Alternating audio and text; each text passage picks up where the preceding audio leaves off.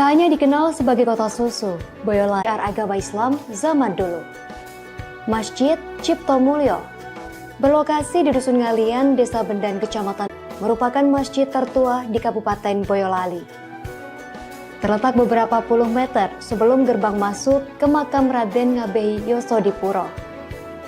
Sehingga Masjid Ciptomulyo terletak